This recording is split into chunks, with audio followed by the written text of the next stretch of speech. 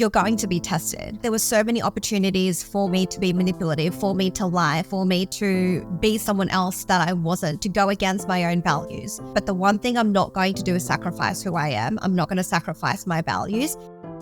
What's the biggest mistake you see people make in sales? Oh my goodness. There's so many. Welcome back to Wildly Empowered Women. This is my first podcast back as a mum of 3, and I am here with the beautiful Nina Concepcion. She is a TEDx speaker, a multi-6-figure conscious sales speaker, coach, mentor, and best-selling author. I really do not believe that we can be fulfilled and we can find meaning if we don't fully step into who we are. Everything you've just said, that's a new TEDx talk for you. Welcome back to Wildly Empowered Women. This is my first podcast back as a mum of 3. So I'm very excited to be here, new fresh energy. And I am here with the beautiful Nina Concepcion. She is a TEDx speaker, a multi-6-figure conscious sales speaker, coach, mentor, and best-selling author. She's also the CEO at the Institute of Conscious Sales. And we have such a juicy topic for you today. Before we get into it, want to really just emphasize how incredibly experienced this woman is. So Nina has spoken on thousands of stages globally. She's been interviewed by Yahoo Finance, spoken at TEDx in the UK, Sydney's Mind, Body and Spirit Festival, NLP Worldwide, Juice Plus, Isogenics, University of New South Wales, and Child Abuse Prevention Services, Sydney, and loads more. She actually created this Conscious Sales Institute that she runs, and she supports entrepreneurs and salespeople across 14 different countries with online courses, programs, and trainings. So what she does is she combines mindset, energy, and the skill set of what she calls conscious sales, which we'll dive into today. So her following name, if you want to find her on Instagram, is The Naked Coach. Love that. And the title of her best-selling book is The Naked You. So before we get into the juice of conscious sales, first off, Nina, welcome and thank you so much for being on the podcast. Thank you. Thank you for having me. So before we get into conscious sales, is there anything that you want to share about your story as to how you got here? Like, what's your business before and after story? Oh my goodness. I'm going to try and give you the shortened version. Go for it. I was always that weird, I guess, person in school, from primary school to high school, asking really strange existential questions like, well, why are we here? What is the purpose of life? Surely I'm here to do more than just work in a job, go to university, get a job and die. And I ended up in between a double degree in uni that I wasn't passionate about. I ended up applying for every single potential receptionist role in real estate because I thought during my 3-month uni break, I really want to. I've always been someone who's loved working, and so I thought I'm going to just get a 3-month job doing something that I can learn something about, and I can just make some money during the uni break. And I literally applied for every single job online. So for those of you in Australia on Seek, I literally got to the very last page and I applied for every single receptionist role, and one place called me back. And they offered me, so I applied for a 3-month receptionist role, and the one place that called me back offered me a 12-month sales role. And it was completely not what I asked for. And it was really the first time in my life that I had to choose between continuing at university with something that I know I wasn't passionate in, but I was comfortable being very unfulfilled, or venturing into the unknown for the potential for more. And at the time, it felt like a really hard decision, but I ended up deciding, you know what, I'm just going to defer uni. It's not what I want to do anyway. If I don't like real estate, I could always go back and finish my double degree. And I ended up finding personal development. My first boss in real estate was my first mentor. And after persisting, after my 4th month, my 3rd quarter, I started making commissions. I became the 4th highest salesperson in the company. I started training all the new staff coming in. I was on the way to opening up my own office when I went to a personal development event and I met Brendan Bouchard. This was back in 2012 when no one knew who Brendan was. It was an event in Sydney. There was 100 people there. I went up and I got a photo with Brendan because I was so inspired. And it was that moment that I realized I was here to do something more than just sell property. I realized that I was here to do something similar to what Brendan was doing. I was going to be a speaker, a coach, and an author. And I wanted to impact people the way that Brendan had impacted me. And that was, what are we in, 2023? Yeah, that was like 11 years ago now. That's incredible. And I love that you came from sales, like you came from real estate and had so much experience in that to know probably, I'm making an assumption here, but from my experiences in real estate, probably witnessing some pretty dodgy things and some pretty ways that you don't want to do sales, and then obviously finding your groove on the way that you did want to do sales. So how did that shape your whole perception of sales, that career? Yeah. It definitely is something that I needed to figure out and learn. I think when you're in that sort of environment, you're going to be tested, right? There were so many opportunities for me to be manipulative, for me to lie, for me to be someone else that I wasn't, to go against my own values. And I talk about this in a lot more detail in my book, which you can get like on Amazon or Booktopia for those of you in Australia. And I also talk about this on my TED Talk, which is on YouTube. But really it was figuring out that if I was going to continue, because I remember I was about 6 months into real estate and I hadn't made commission yet. And I was just like, why am I to have stuff? I still not made any sales. Like, what's happening? And my boss was like, you're doing all the right things. You just need to keep going. And I remember feeling that pressure of, I have to be someone different. I have to be like the other guys in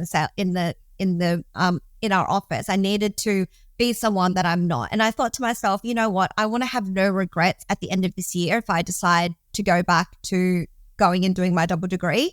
I'm going to give it everything, but the one thing I'm not going to do is sacrifice who I am. I'm not going to sacrifice my values. And even though I could feel that pressure of, oh, but if I had just said this, I probably could have gotten the sale. And it felt so obvious and I could have just done something to just get the money. But I was like, you know what? I'm not going to do that. And after I made that decision, like rather than, because I feel like when you're tested, kind of similar to, I always like to use dating as an example because it's funny and a lot of people understand, but it's like when you attract a certain type of guy or girl, wherever your preference is, you attract a certain type of guy and you keep them around, but you know that's not what you want, but then you keep keeping them around. And then you attract someone else who is exactly the same.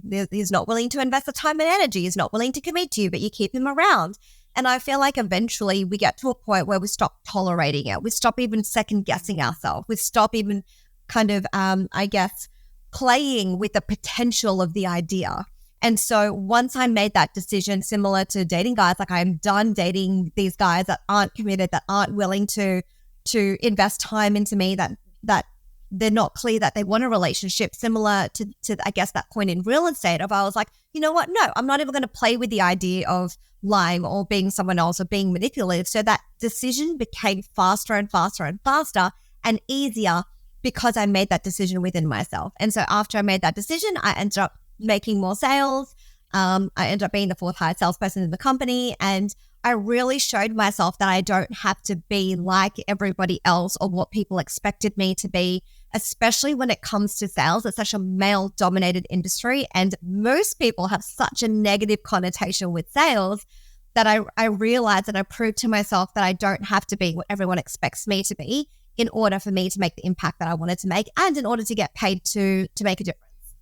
I love that so much. And I love that you talk about embracing your imperfections and just being super authentic. And I know that's your message with being the naked coach, is just, here I am. Like there are no lies. There's no trying to be someone out of obligation. So can we talk more about that? Like, how do you actually do that? What is your advice to people to actually live authentically in your message? Yeah, guys, if you want to go in depth with this, like my book, honestly, there is so much in there when it, like the name of the book is The Naked You, and it's a guide to embracing your imperfections in life and business. I share about my own stories. There's journaling prompts. I share some of my poems that I've written as well in that book. And really to its core, I have some people ask me, how are you so authentic? And I still find that really strange to answer because I don't try to be authentic. What I bring my attention to is how can I just be myself? How can I be myself in this moment? And I remember last year, I ran an in-person event in the Gold Coast, and one of my best friends had never seen me speak. Like, she runs an online business as well, but I hadn't run an in-person event for years. And so she came to my event and she was crowing. And she said to me, Nina, one of the things I love about you is you are the same person off the stage as you are on the stage.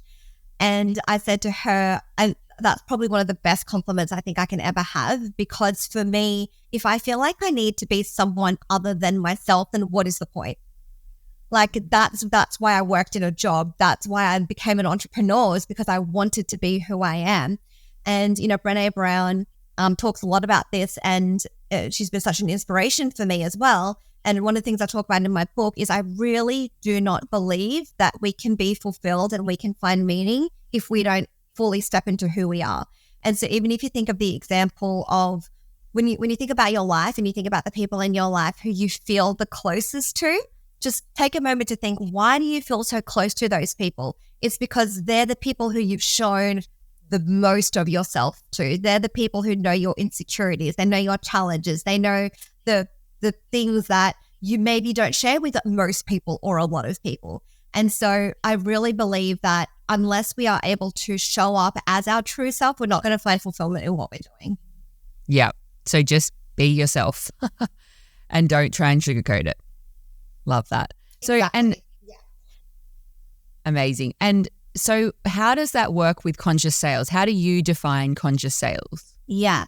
Okay. So I do get that this is a wordy definition. So for the listeners, I'd love for you to just feel into the vibration of the words as opposed to getting caught up in the actual words.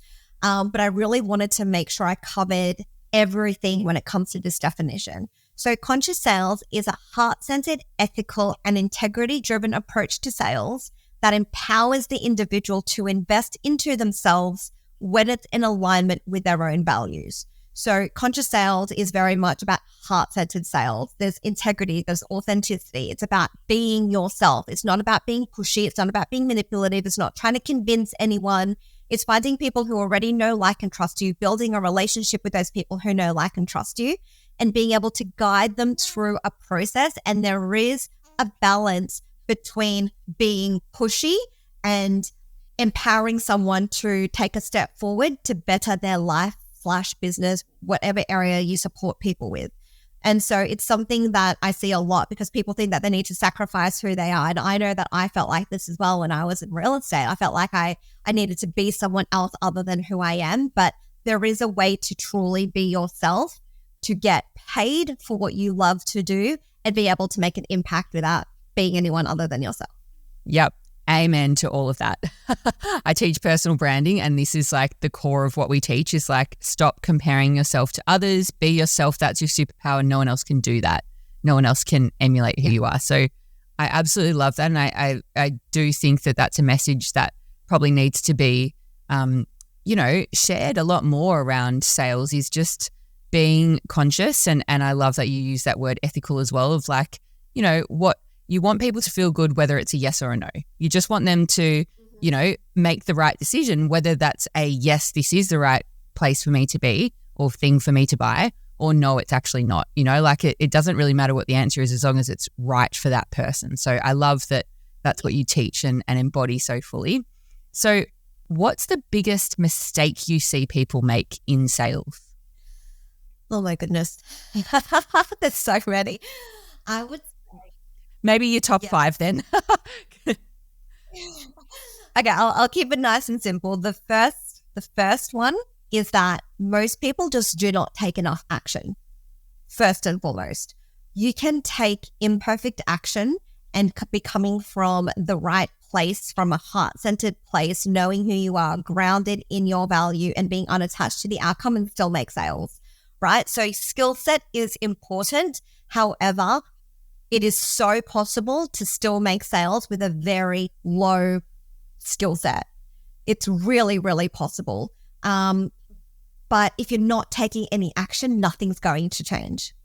And so I see a lot of people wanting to make a difference but then they're in their head, they're in analysis paralysis, they're in perfectionism, and then they're not making any progress, and they're not being willing to, I guess, figure it out and fail forward. And one of the things that I talk about is I literally would not be where I am if I just wanted everything to be perfect all the time. It's how can I just improve that little bit each time? How can I get that little bit better? And I so get that that's easier said than done. I so get that. And it's a constant practice for me as well.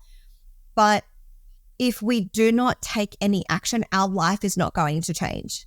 And that is at its core. And I hear a lot of people make excuses as to why they're not doing what they wanted to do. Oh, I'm not good enough. I don't have enough education. I don't have the certification. I don't have enough money. I don't have the time. I'm a mum. Like there's so many excuses that we can come up with, but I can tell you that there is no perfect condition. You can literally dedicate 15, 20 minutes, half an hour, regardless of how much time you have, even if it's as little as 15 minutes, you can commit to investing that time into yourself in your business if you desire to.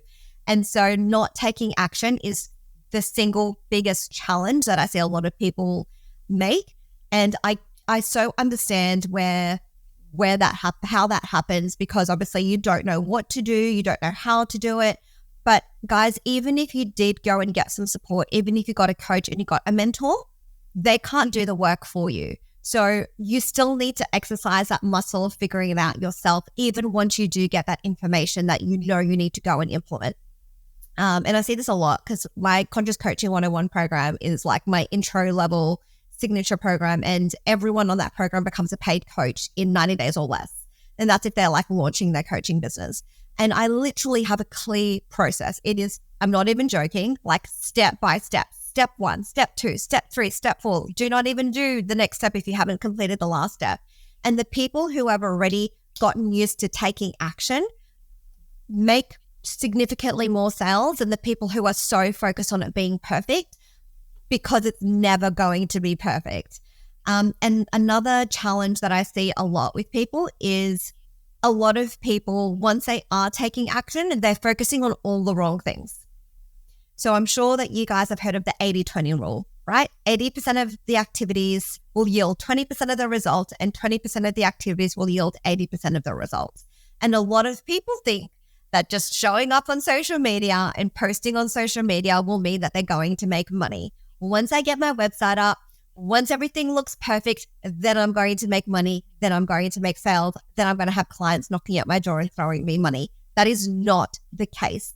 We need to learn the art of sales. We need to learn the art of communication and know how to communicate with someone to a really high level, so that one, they can see the value that we have to offer because we are able to clearly communicate that and articulate that to them, and so that they can see the value so that they want to work with you.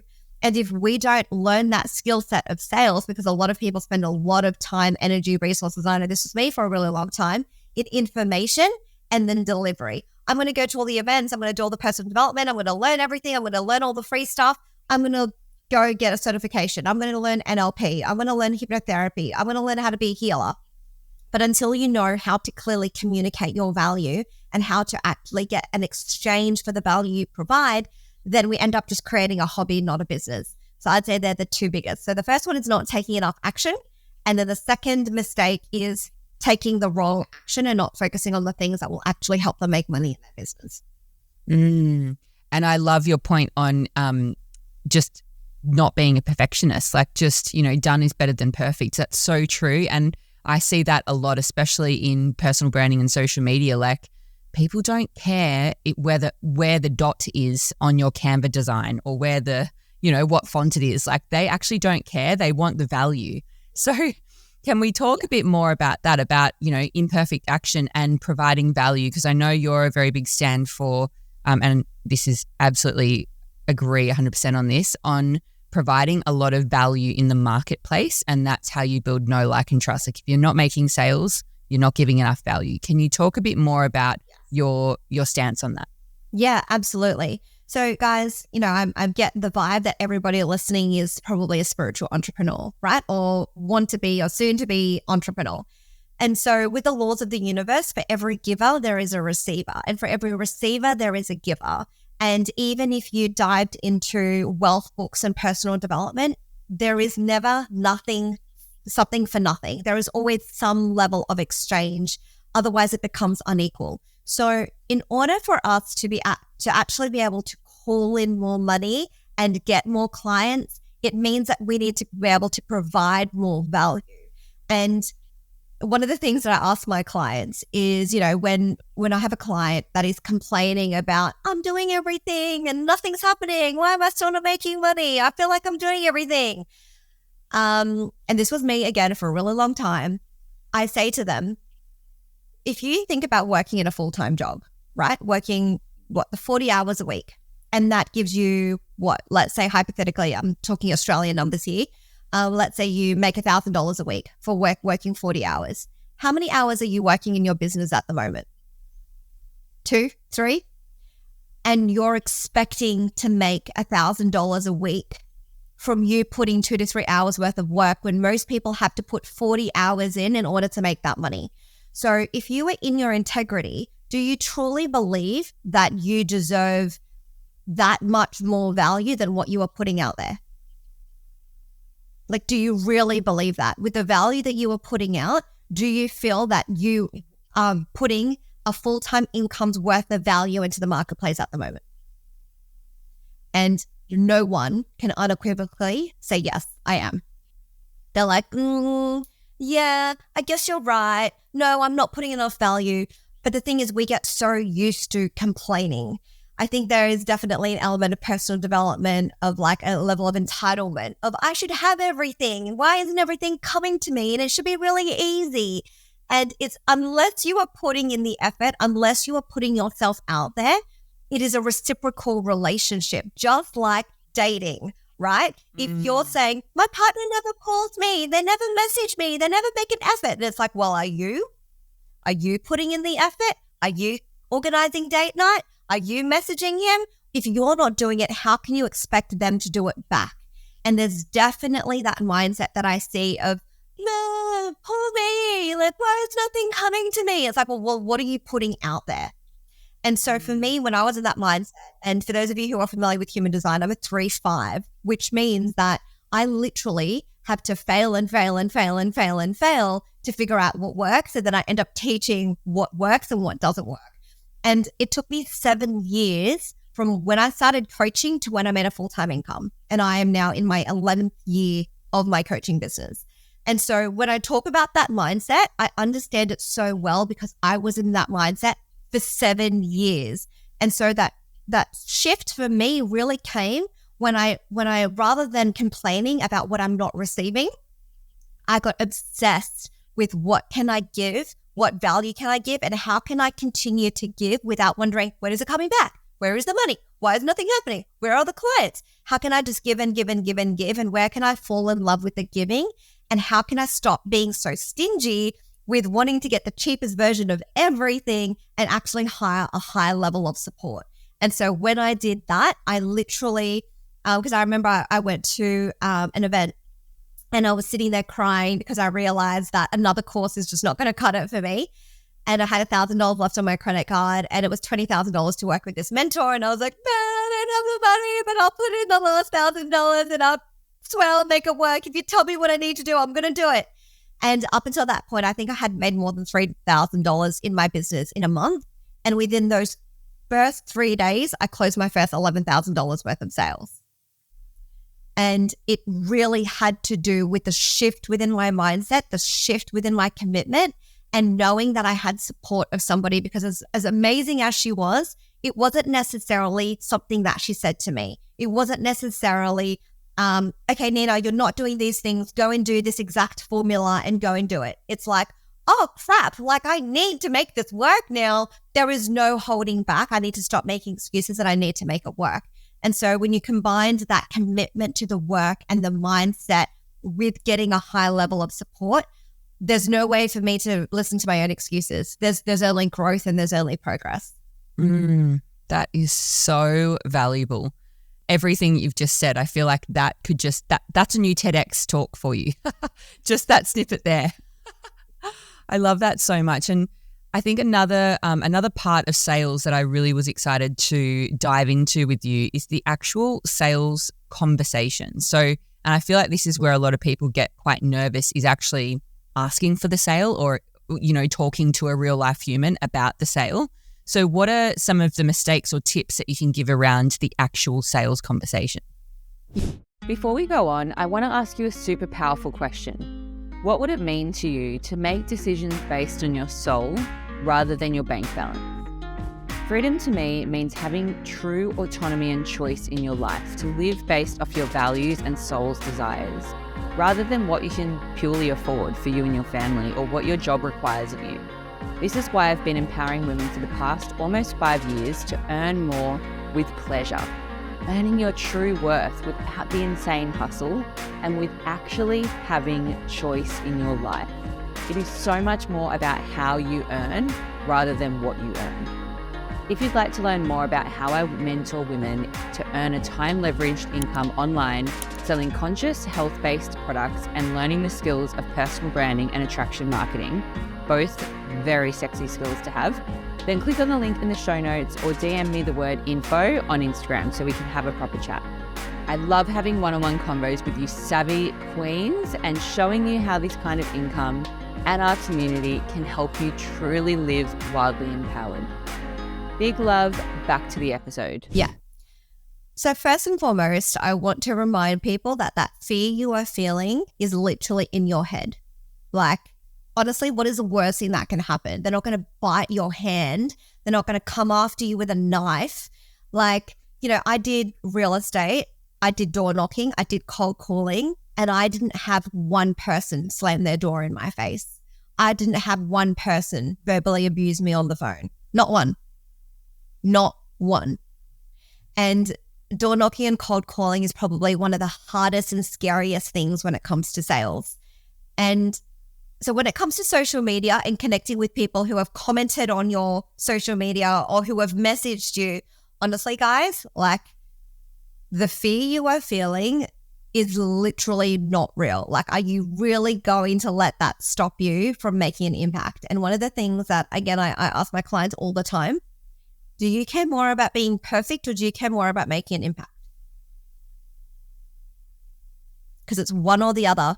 And if you are choosing, what do I have to say and who's going to listen to me? You're not focusing on you're not focusing on the service that you can provide to the person sitting in front of you, because it's not about you. It's about the person sitting in front of you. And so when it comes to, being of service and offering people help, at its core, do you feel like you can support this person? It doesn't even matter how much experience you have, because we all have to start somewhere, right? We all get our first client. So we don't start off having hundreds of clients. Everyone starts off with just the one client. So if you feel in your heart that you can help someone, share it with them. And if you don't, share that with them and see if that person wants you to connect them with someone you do know who can help them. But if you are not offering to help that person, whether you feel like you can help them or whether you feel like you know someone else that can help them, you are doing a disservice. And until you guys learn to lean into this, you're not going to make much money as an entrepreneur, because this is the absolute foundation of building a business, is getting paid for your work, getting paid for your services, getting paid for your products. And I hate to break it to you guys that are thinking, maybe I should outsource my sales. You're the best salesperson. No one is going to care about your business as much as you.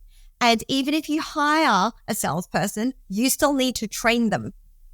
Unless you literally have an infinite pot of money that you can outsource everything to, even then, you need to educate them on the product, on the service, of the impact that you can make people. And if you do not get clear on how to articulate that, then it just becomes a hobby and you may as well go and get a job. Yeah, and it absolutely comes down to belief too, because if you truly believe that you can make a positive impact in someone's life and you believe the product or the service that you're selling, you'll want to have the sales conversation. If you don't believe in it or you don't believe in yourself delivering that, then of course you're going to be nervous. So I always say to people as well, like, work on your belief. Like, if you're nervous about selling this thing, like, why are you nervous? What aren't you believing in? Are you not believing? Are you making the decision for them and you're fearful of rejection, in which case you're not even allowing them to make that decision because you're not allowing them to get to the stage of deciding whether it's for them or not? Or are you fearful because you don't believe that you can actually deliver on what you're selling? Like, there's a bit of the belief thing happening there too. Yeah, there's a huge element of belief. At the same time, I see a lot of people use it as an excuse. So if you feel like the belief's holding you back, invest time daily to work on your belief.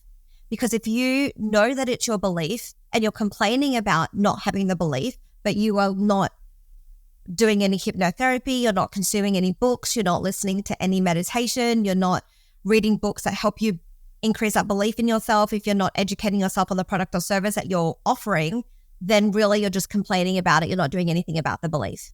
And if you are someone who's investing your time in actually growing that belief and you're still feeling fearful, one of my quotes is action precedes confidence. There is absolutely no way you can feel truly confident in something if you don't take any action in it. We build confidence as we take action. So even if you have a little bit of belief, Les Brown says, borrow my belief in you until your belief takes over. And it's one of the benefits of working with a coach and working with a mentor is you don't even have to have the belief yourself. You just need to trust that the belief that your mentor has in you is really there, and you just borrow it until you take enough, or you take action and you realize, oh my gosh, this is actually working. And then the belief is there. And rather than the belief being a thought or a belief, it's a fact because you've taken action and you've seen the result. So it's no longer a belief.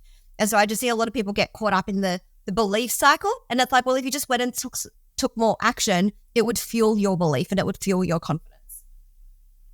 It's such a catch-22, isn't it? It's like you only build the belief by doing the thing. So the sooner you get off your ass and do the thing, the sooner your belief is going to grow. It's the 10,000 hour rule of like, no one becomes an expert or a master of anything unless you've gotten up to the 10,000 hours of failing forward and learning that thing. So I love that so much. It's such a great reminder. Actually is a great segue into my next question, actually, which is what's your biggest lesson or failure in business that's ended up being just such a great learning on what you do want or on how you do want to do business? Yeah, absolutely. So by far, and I talk about this a lot, the single biggest thing that I wish I had learned sooner is to hire a high level of support sooner. The reason why it took me 7 years to make my first 10K month from the moment I launched my coaching business was because I was very much like, if it's to be, it's up to me. I'm going to figure it out. And I think it's, Edison? Yeah, Edison failed the light bulb like 10,000 times or something, right? So when you're trying to do something on your own, you're literally doing the cycle of learning it. But when you work with people who have gotten that proven path of what you need to do, they have the map, they have the instructions, it significantly compresses that learning. So, I became a coach. It was really easy for me to make my first $100, my first few $100, and then nothing was changing. And I used up all of my savings. About a year and a half later, I ended up selling my property and I was like, oh my gosh, I have no idea what I'm doing. I felt like I could do it, but really if I look at my result, I actually don't know what I don't know. And I invested my first $10,500 in my first business mentor. And within a few months, I did my first $2,500 sale. And so that mentor stopped coaching. And then so after that, I plateaued and I wasn't really working with anyone. And then again, it was another few years later. So at this time, it was 7 years into my business. I still hadn't made more than $3,000 trying to do it on my own. Invested $20,000 in that mentor, who was my first one-on-one mentor. And then I ended up closing my first $11,000. Then 6 months later, I worked with another mentor who was close to 50K. And since working with him, who is now my existing mentor, I've done 300K months since working with him. So the process of learning is significantly shorter when we get support. And so, with my clients, it takes them significantly less time. I've literally taken someone who's made absolutely no sales in their coaching business to doing their first 10K month in a year and a half, to doing their first 10K month in their first year, to doing consistent 5K months within 6 months, to doing their first 10K month in their first 6 weeks, right? There's a reason that it's taken me as long as it's taken me, and it takes my clients significantly less time because they don't need to make all the same mistakes that I did. Yeah, it's literally one of the biggest learnings that I wish I had done sooner, because, my mindset was, but I don't have the money and I'm going to do everything the cheap way. And so I'm like, I did all the courses, the free programs, YouTube events.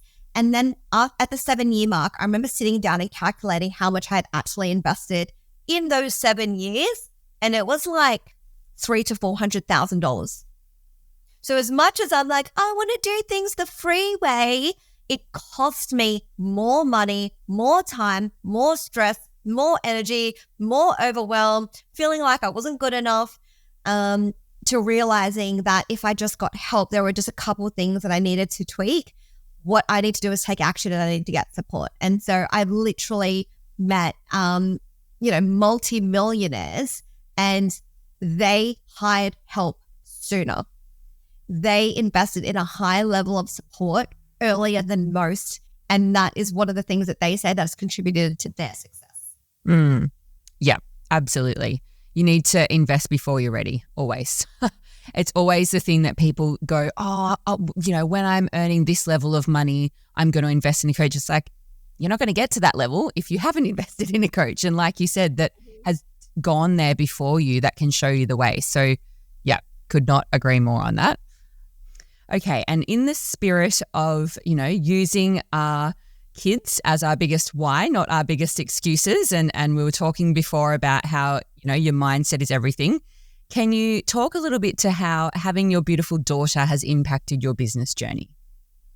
Yeah, it's interesting. Like I was always somebody who was like, I'm going to get my life in order. My business is going to be exactly where I want it to be. Then I'm going to get pregnant. My business is going to be, I'm going to be making a full-time income. Then I'm going to get pregnant. And I met my partner when I was really struggling in my business. And we were together for 10 months when we found out that we were pregnant. And I had never fallen pregnant prior to that. But I'm also someone who would never abort. So I was like, it looks like we're having a baby. And because I was struggling in my business, I felt like I was going through this huge existential identity crisis where I was like, I don't even know if I want to be a coach anymore. I don't even know if I want to be a leader. I think it's just my ego. This is just too hard. I've been doing this for like 5 years. This is too hard. I don't know if I want to do it anymore. And so I decided to literally drop my business. I'm like, I think I'm done with this. It's been too hard. I've tried. I've done everything that I can. And now I need to make money because there's a baby coming. And my partner couldn't financially support the both of us. And so I started doing some contract work, and then I had Lily, and she was about a month old when I felt like I got into a routine. Like she was feeding, she was sleeping, she was bathing, and I was bored out of my brain. I was like, I've binge watched everything I can binge watch on Netflix. I am bored. Like, what am I doing with my life? And I know that some mums love being mums and that's like their purpose in life. And I love that. It's just so not mine. Like I need something for me and it's my own expression of who I am. Like it's important for me to be more than just a mum, even though I love being a mum, but I realize that for me to be a better mum, I need to nurture myself. And so I thought, okay, I think I need to think about what I'm actually going to do now. If I don't want to run a business, what am I going to do? And then I remember, as much as I've tried to give up coaching previously, it's always pulled me back. There's always someone that's like, will you coach me? And I'm like, I'm not coaching right now. Please, I really need your help. Okay, I'll help you. And again, this is the same thing of what we were talking about before is putting service first. It's not about I'm not good enough. It's about how can I be of service to people? And really, a lot of people their souls are saying, please help me, even if they're not saying it to you yet because you haven't built enough trust with them. There are people who really do want and need that help. And so anyway, I kept getting pulled back to coaching. And I remember, so Lily was about a year and a half. I was doing some contract work because as much as I didn't know if I wanted to be an entrepreneur anymore, I was working contract jobs because I knew I didn't want to be an employee. I'm like, I don't know if I want to be an entrepreneur, but I don't know if I want to be an employee. And so I was just doing like 2, 3, 4, 5, 6 month contract jobs. And I remember I just turned 30. This was at the end of 2019. Lily was a year and a half. And I remember thinking I get like 1 to 2 hours a day with her. And I remember thinking, this is just not good enough for me anymore. Like I remember she was sick one time and I had to choose between going and making money for our family and not being with my sick child, or sacrificing the money for our family to be with my sick child. And I'm like, I just don't want to make that decision anymore. Like that's just something that's not good enough for me and the quality of life that I want to live. And I know that she's going to start school in a few years. So I have these few years to really spend as much time with her as I want to. And I remember it was that was one of the catalyst moments of this isn't good enough for me anymore. Like I realized I've been comfortable and resting on my laurels. And then when I went to that event that I spoke about a little while ago on the podcast, I remember having this fear of, I don't want to get into more debt. Like I'm already in debt. I don't want to get into more debt. Like I don't want to take out a loan in order to pay for coaching. And then I think about my daughter and the time that I have, the few years that I have before she goes to school. And, one of the things I talk about in my book is I had suppressed memories of sexual abuse come up when I was a teenager. And one of the things that I know that I'm here to do, like over the future of my life, is do my part in eradicating child abuse and sex slavery, especially because of the experience that I've had. I wasn't sex slave, but of being sexually abused. And I remember crying, thinking, how am I going to pay for this program and this one-on-one support with this mentor, and not wanting to get into more debt. And then I thought to myself, like, what is debt anyway? When there are children out there in the world that are literally being sold like every second of every minute of every day, and they don't have a choice. And I thought to myself, would I get into debt to help one child not have to live through that for an extra 6 months? I'm like, yeah, I would. So I'm like, cool, let's get into more debt to make this work. And so there was the motivation of wanting to spend more time with my daughter, wanting to be a better mum, wanting to be a happier mum because I'm doing what actually lights me up, and also realizing that the fears and the reason why I didn't want to get into more debt was irrelevant compared to the scheme of things and the bigger impact that I want to make. So yeah, that it ended up, having my daughter, as much as it didn't go according to plan, quote unquote, of like, my business is going to be successful, then I'm going to fall pregnant.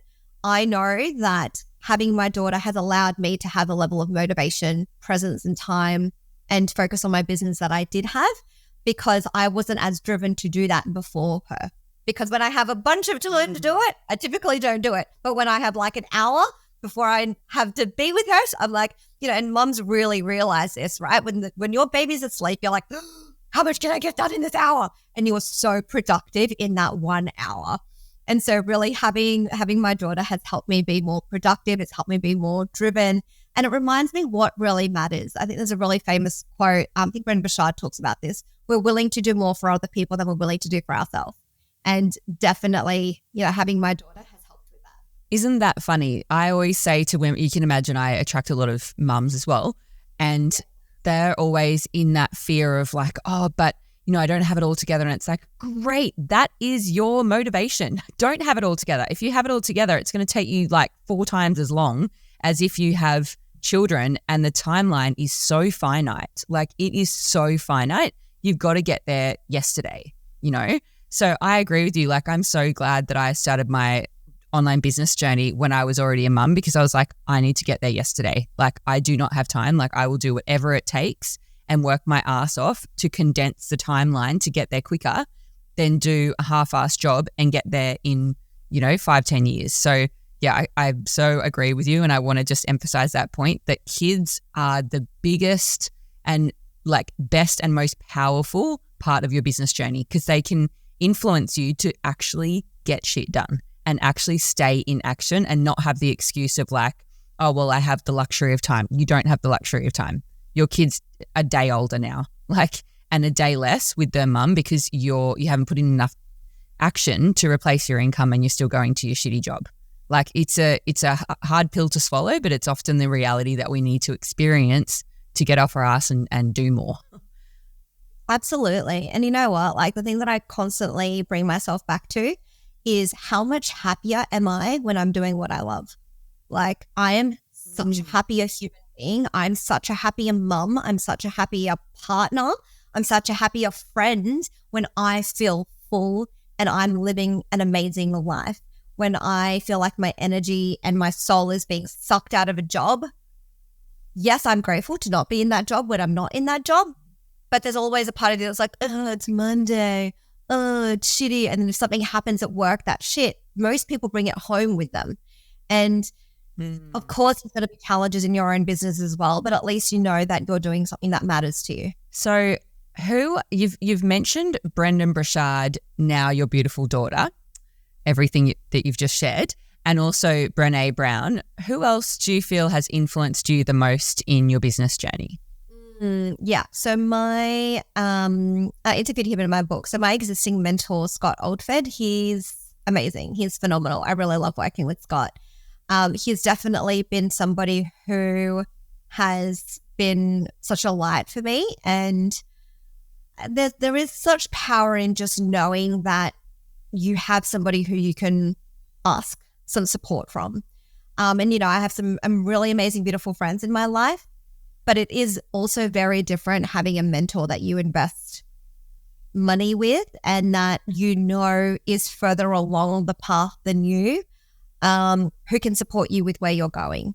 So there's been a lot of things that Scott has really modeled for me. He's just become a dad. So he's got a little boy. He's in a really beautiful, loving, committed marriage. And he only just turned 31. He's thinking I think he made his first million at 18, just crazy. But just seeing who he is and what he embodies has really reminded me just to come back to myself. I think I've definitely been someone who's normally when I was younger, I was always really ambitious. I was always someone who wanted to create a life for myself. And I wanted more than just what seemed normal, because I never felt like normal was ever good enough to go and get a job and then to die. I wanted to do something that was meaningful and impactful. And I think for so long, I've spent so long chasing. I've spent so long hitting that next goal and getting to that next milestone and more. And Scott's been such a great reminder of Nina, what's the rush? You're already heading there. It's all good. And so just that spiritual backing of still being in, this dimension, being in the 3D world, but also, I guess, not putting so much pressure on myself. I'm super grateful to Scott for that. That's awesome. He's such a legend. I follow him too. And that's amazing that you've worked with him. Yeah. Can imagine he would have taken your business next level to what it already was. He's awesome. So is there anything that I haven't asked you or any value that you'd love to give before we wrap things up? Before I forget, my handle on social media is Nina the Naked Coach. If you put in the Naked Coach, I don't know what you guys are going to come up with. But if you put Nina the Naked Coach, that's my Facebook and my Instagram. But I think that something that I constantly remind myself is, what is the point of living life if I don't get to be me? What is the point of being an entrepreneur if I don't get to be me? I don't feel any joy in pretending to be someone else. I don't feel any joy in feeling like I need to be someone other than me. And for me, that's what working in a job is. For me, that's what being in an unhealthy relationship is. For me, that's hanging out with people where you're no one sees me and I could literally drift off right now and no one would even notice that I'm here. For me, that's not living. And so, when we talk about being yourself, and then when it comes to sharing that as a business, if you're finding it challenging thinking about your business right now, how can you just think about how can you be more you? How can you just be you? And then finding other people who love you and accept you for who you are, and you can love and accept them for who they are.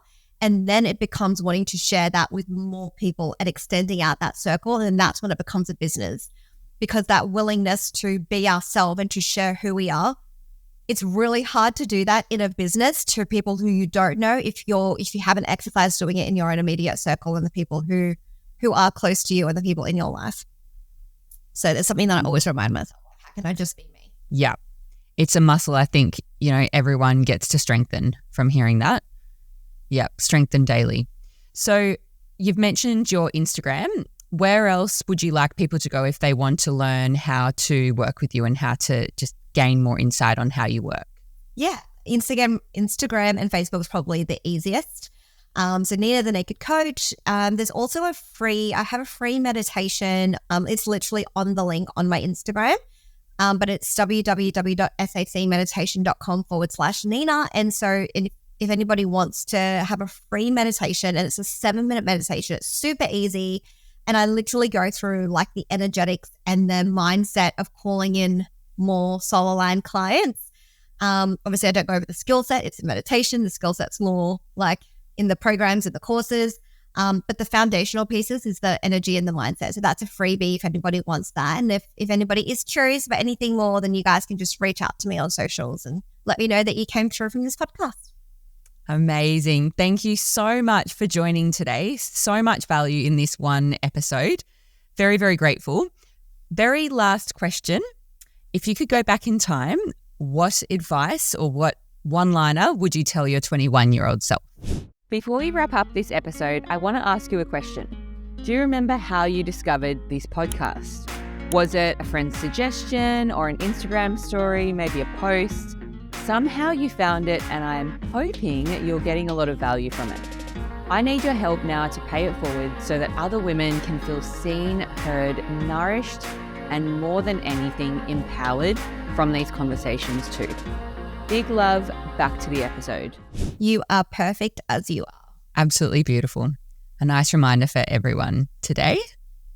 I always feel the answers that people give are not just for their 21-year-old self. It's always for the listener to have that little nice reminder for themselves too. Thank you so much for joining us, Nina. That was so beautiful. And again, guys, if you got value from this episode, please share it, pay it forward to someone else that could benefit. Reach out to Nina, follow her. She gives so much value on her socials, and feel free to screenshot this episode, share it in your Insta stories and tag us. We'd love to hear from you. So I'm going to go and tend to my crying baby that you can hear in the background.